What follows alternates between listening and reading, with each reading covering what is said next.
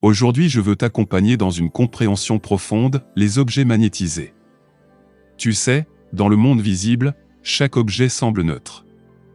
Une chaise est une chaise, une pièce de monnaie reste une pièce, un vêtement n'est qu'un tissu. Mais dans le monde invisible, chaque objet est une éponge qui peut absorber et garder une vibration. Et cette vibration peut être lumineuse comme elle peut être ténébreuse. Un objet magnétisé, c'est tout simplement un objet dans lequel on a déposé une intention, une charge énergétique. Cela peut être fait pour le bien, attirer la prospérité, protéger une maison, bénir une personne. Mais cela peut être fait aussi pour le mal, voler ton énergie. Te polluer, te bloquer. Voilà pourquoi certains objets deviennent des pièges. Beaucoup de personnes m'ont rapporté des expériences troublantes. Elles vont à la banque, elles sortent avec de l'argent en poche et rentrent soudainement fatiguées. D'autres se promènent dans un jardin, en pleine forme, et reviennent lourdes, vidées. Certaines reçoivent de l'argent d'un proche, ou un cadeau apparemment banal, et tout de suite après elles sentent un poids, des migraines, des disputes dans leur maison. Ce n'est pas de la superstition, ce sont des objets qui ont été magnétisés. Et ces objets deviennent des antennes pour aspirer ton énergie. Il y a deux formes principales d'attaque liées aux objets magnétisés. La première, c'est le vol d'énergie. Tu reçois quelque chose, et dès que tu l'utilises, ton énergie se met à baisser. Tu dors mal, tu es faible, tu perds ton courage. Tu crois que c'est la fatigue du quotidien, mais en réalité tu es en train d'être siphonné. La deuxième forme, c'est la pollution. Non seulement l'objet aspire, mais il dépose aussi une saleté vibratoire. Tu deviens comme un vêtement taché, tes pensées sont brouillées, tes émotions instables, et tu deviens une cible facile pour d'autres attaques. Voilà pourquoi les sorciers aiment utiliser les objets, car tout le monde accepte un cadeau, mais peu de personnes pensent à le purifier. Je veux que tu comprennes la subtilité, on ne t'attaque pas toujours directement. Parfois on t'offre un plat, une couverture, un bijou, et c'est à travers cet objet que le lien est établi. Tu ne vois rien, mais c'est comme si une porte était ouverte dans ta maison. Et si tu ne fais pas attention, tu invites toi-même l'intrus. Alors, que faire? D'abord, développe ton discernement. Apprends à écouter ton ressenti. Si quelqu'un te donne quelque chose et que ton cœur se serre, que tu sens une lourdeur, ne prends pas.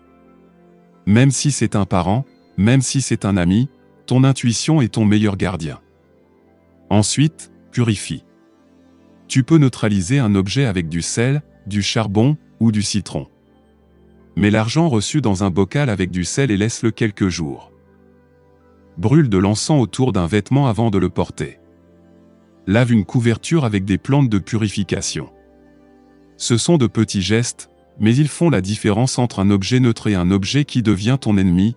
Il est aussi important d'enseigner cela à tes enfants. Les enfants sont innocents, ils acceptent facilement tout ce qu'on leur donne, bonbons, biscuits, jus distribués. Mais derrière certaines générosités, il y a des intentions cachées.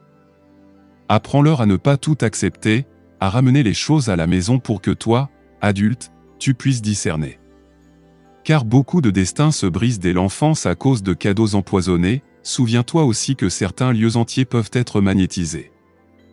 Des bancs d'église, des chaises de salle d'attente, des jardins publics. Des rituels y sont faits, et l'objet devient un point d'ancrage.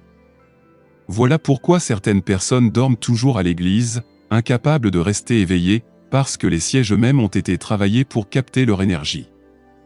Ce n'est pas pour te faire peur, c'est pour que tu sois vigilant, mais je ne veux pas que tu restes dans la peur. Car le magnétisme n'est pas qu'une arme des ténèbres. Toi aussi, tu peux magnétiser pour le bien. Tu peux charger un objet avec des prières, avec de l'amour, avec la lumière. Une simple pierre, une bague, un morceau de tissu peuvent devenir des boucliers si tu sais y déposer ton intention. Ce que les ténèbres utilisent pour enchaîner, la lumière peut l'utiliser pour libérer. Frère, sœur, retiens bien ceci, le monde invisible n'est pas une légende, il est une réalité qui traverse chaque instant de ta vie. Les objets qui t'entourent parlent, vibrent, influencent. Apprends à les purifier, à les bénir, à les utiliser consciemment. Tu verras alors que ton énergie sera plus stable, tes projets plus fluides, et ton esprit plus clair. Si tu veux continuer sur ce chemin de conscience, abonne-toi à cette chaîne.